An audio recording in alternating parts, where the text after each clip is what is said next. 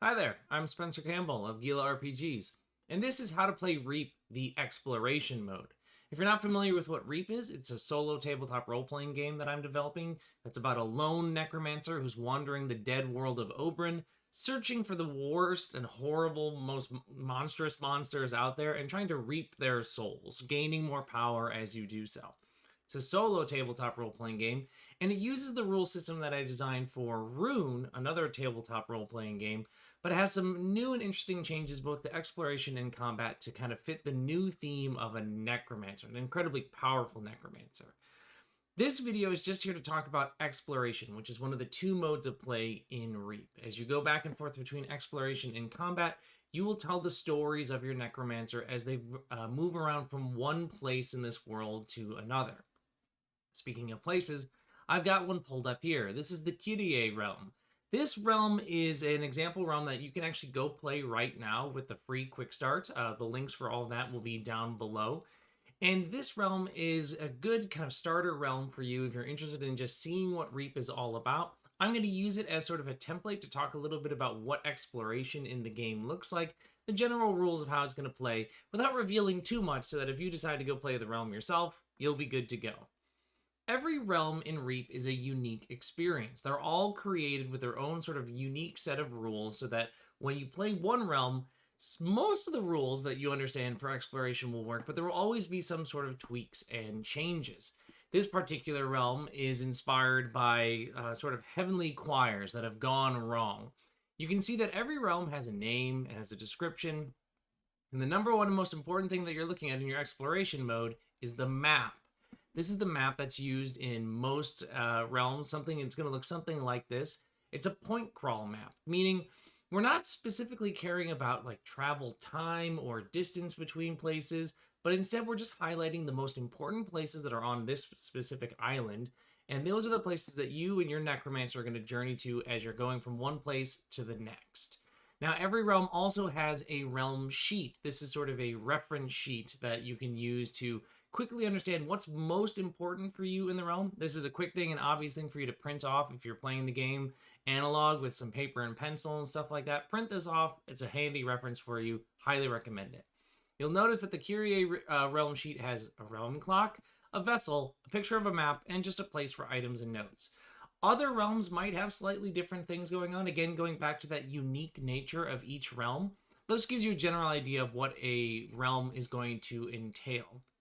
Now, what does exploration even mean? What do I mean by that? Well, in Reap, your character is going to start at one of these points on the realm, and they're going to move around from point to point, learning what's going on the island, discovering new things, fighting horrible monsters, delving into dangerous places, gathering up valuable goods as best they can in an attempt to try and find the horror, the sort of boss monster of the island, and kill it and take its soul. So the exploration side of the game is where you're going to be doing everything other than combat. It's going to be moving around, learning about the island, getting stuff, and kind of really trying to explore these points as best you possibly can. When we look at a realm, there's a couple of things that are important to note. This realm in particular tells you how to create your character. That's because it's part of a quick start. But the most important thing that you want to know about a realm is a thing called the vessel. The vessel is a new element to Reap that wasn't there in Rune. So if you're familiar with Rune's exploration, this is a big deviation from it. The vessel is a sort of meter or clock that you are trying to fill for a very specific purpose. It's so that you can reap the soul of the boss when you eventually kill it. See, every boss, every horror in the worlds, in the realms of Reap is unique. They're these horrible, monstrous beings, and their souls are incredibly powerful. And you, as a necromancer, want to take those souls and claim them for yourself. It's actually a major way that your character goes through character advancement, binding these souls to their weapons and spells so that you become more powerful. But you can't just go in there and reap the soul immediately of a boss. You have to attune a vessel that's going to be able to hold this unique and distinctly powerful soul so that you can eventually use it however you want. So that means every realm has its own unique vessel. It is, again, like I said, a clock or a meter that you need to fill up.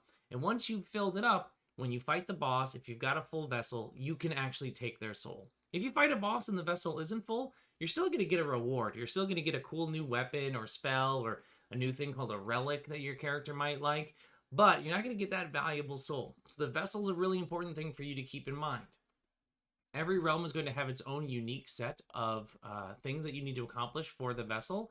For example, if we look at Kyrie's vessel, you're going to mark this thing. It's a 6-segment vessel. Every time you win a fight, and that's repeatable. So if we go around just fighting a whole bunch, we can attune the vessel. If we learn the horror's name, if we ever reach a lore score of 2+, we'll learn about what that means in a little bit. Or if we ever have 5 or more components carried on our being at any time. You can learn a little bit more about the components and what they are in Reap in future videos that are going to cover combat and just what your character actually looks like and is carrying on their person. So that's it. That's our vessel. We know that these are the things that we're looking for. We're looking to learn a whole bunch. We're looking to fight, and we're looking to kind of hoard some of these things called components. And if we can do that and find the boss, we're going to get the best possible reward from this realm. The other thing that's important to note about a realm are the clocks, the realm clocks. We saw that on the reference sheet below. Every realm is going to have its own set of realm clocks. This is, as its name implies, a ticking clock that is pushing your character ever forward. See, if there wasn't any sort of pressure or incentive, you would kind of just take your time, wander the island, take in the sights, and that would be nice, but that's not what we're going for here. This is you in a race against the clock, trying to attune your vessel while the island and its monstrous denizens are trying to stop you from doing so. Every realm is going to have its own unique clock. Some might have one big giant clock. Others, like the Kyrie realm, have 3 smaller clocks. And as these clocks fill up, something is going to happen. Usually it's something pretty bad for you. It could be losing access to different points on the map. So for example, if we were to look at this map, this isn't what actually happens when the clocks fill up, but what if suddenly, as these clocks fill up, you just lost access to point 8? It just disappears because the forest overruns this place, or the beasts destroy everything that's going on there. That's an example of the sort of things that you're looking out for when the realm clock fills up. So now you know you're in a race against time, you versus the realm clock, trying to attune your vessel, find the boss, kill them, and take their soul. That's the goal, right? And you're going to do that every time you go to a realm, each one with a unique experience. But how do you actually go about doing that? Well, that's what the exploration mode of the game is called, or is all about. You've got yourself planted at a spot here, and when you're at one of these points, you go to that point in the realm document or book or whatever you have in front of you and read about it. There's usually a short description of every point that's in there, and then a list of actions that are possible. There are 4 actions, primary actions, that you're going to find while you're exploring: searching, learning, delving, and fighting. And I'm going to talk a little bit about each of them right now. So here at this first point, we can see that we have one action that's available to us, and it's a searching action. Whenever you do the search action at a point, you're going to get something. It's usually a one-time use consumable item or a unique item that's going to help you unlock a door somewhere else. Searching is great. It means you're going to be getting things. Oftentimes there's a cost to searching, and that is going to ask you to mark the realm clock. And so you have to decide, do I want to go get some valuables right now? Or do I want to kind of keep the clock not ticking right now because it's already starting to get a little full? It's all about making those choices as you're deciding how you're going to do these actions. Let's say, for example, that we did want to do this search. Well, we would read it. We would see that we get to choose a component to reap from this corpse that's just left here waiting at this point. And after we've done so, we would mark this action as done. It's important to mark actions like searches and learning actions and delves, because once you've done it, you can't do it again. Unless there's something specific about the action that says it's repeatable, you usually get one shot at everything. So once we've done this, that's it. We can't continue to reap the corpse from this point and just keep taking bones and blood and body from it. If we've taken it once, and that's spent. So that's our search action. It allows us to go get more stuff. The learn and delve actions are going to allow us to get more stuff, but in a sort of different way. Learning is all about increasing your lore score. This is your opportunity to get a little bit understanding about the story that's going on in the realm. One of my favorite things about Souls-like games is that the story is never overtly told to you, that you have to put the story together through environmental storytelling, that you read item descriptions, you get little tidbits kind of picked up along the way, and you are creating the story on your own. That same concept is here in Reap. You're never going to be overtly told what's going on a given realm or an island or something like that. You have to figure it out on your own, or you will create your own interpretation of it. The learn action is going to help you do that. Usually it means it's going to give you some sort of clue, a written like piece of lore that's going to tell you about the world. Sometimes that information is just flavor text, and now you have a better appreciation of what's going on. Sometimes if you read carefully and kind of read between the lines, it gives you a hint of something else that's going on in the realm that might mechanically benefit you. The other important thing that the learn action does is that it increases your lore score. So you can see that with this particular one, you increase the lore score +1.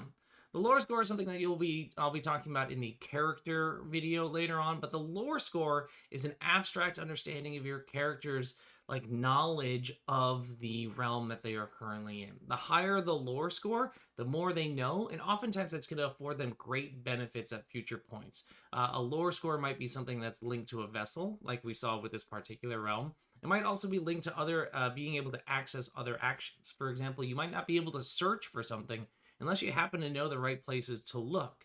So it's always important to increase your lore score whenever you can. The delve action is sort of an if-then statement sort of action. It's sort of my interpretation of like a lock and key. Sometimes it quite literally is a lock and key situation, but more broadly speaking, the delve action is an if-then statement. It is where you're going to be able to get access to some of the best items in the game, or some of the most valuable things that you're going to need in order to accomplish whatever you're trying to accomplish in a realm. But something is going to be asked of you. You either need to already be carrying a particular important item that you would have gotten somewhere else in the realm, or sacrifice something in the name of the altar that wants something from you in order to get the goodies on the other side. Or you must have accomplished X, Y, and Z actions at another point. Once those are accomplished, you can come back and access the delve. So it's not like a long, laborious list of things that you have to go through, but it is sort of a lock and key. If you've done this, then you're going to get this nice benefit. It also then starts to give you a path. It gives you a goal of what to accomplish, because as you're moving between these points, you might not be sure which way to go at first, but these delves will start to point you in the right direction. You're going to start to understand like, I need something. This delve in particular, you need the Acolyte's key. So now my goal is to find this Acolyte, right? I've come to this place. I know that I want to do this delve, but I don't have a key. Well, somewhere on this island is the Acolyte, and I will be able to take their key from them if I can find them. So now my goal is to find that. I now have a goal with my delve, and I'm out there adventuring with a little bit more purpose than I had been before. The last action out there is the fight action. A fight action is listed usually at the top of every point. In fact, it's supposed to be at the top of every point because it sort of acts as a gatekeeper for your ability to access anything else at that point. A fight action is where you go into the combat mode of Reap, which again, I'll talk about in another video. But the important thing to note about a fight action in your exploration mode is if a point has a fight action and then any other actions below it, let's say for example this point had a search action below it and I really wanted to do it, I wouldn't be able to do it until I've cleared out every fight that is above it. So you got to clear out the baddies before you can take your time looting the area, learning doing the learn action and getting that environmental storytelling. You got to clear out the zone.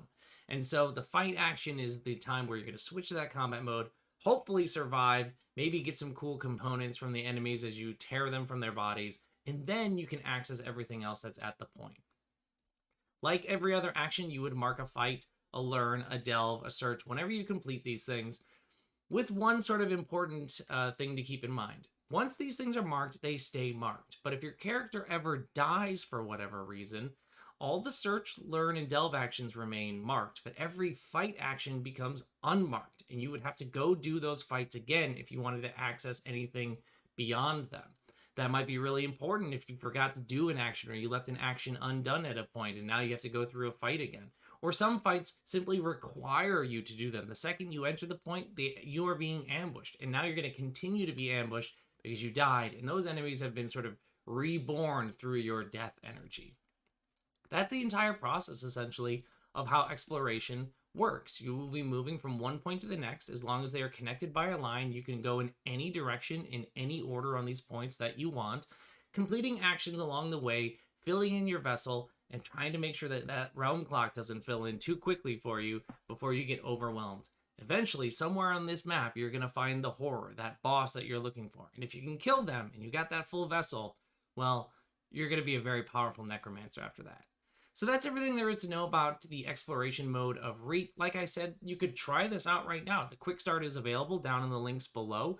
It's totally free to try this realm. It gives you a general sense about how the game is going to work. There's also going to be a Kickstarter for Reap coming up in the near future. The link for that is down below as well. You can click on that and save the campaign so you get an email when it goes live immediately on that day. Hopefully you found this interesting. Keep an eye out for the future videos on Reap where I'm going to be showing you how combat works, how your character works in terms of building them and advancing them, and other sort of actual play videos so you can see what the game looks like in action. All right, I'll talk to you later. Bye.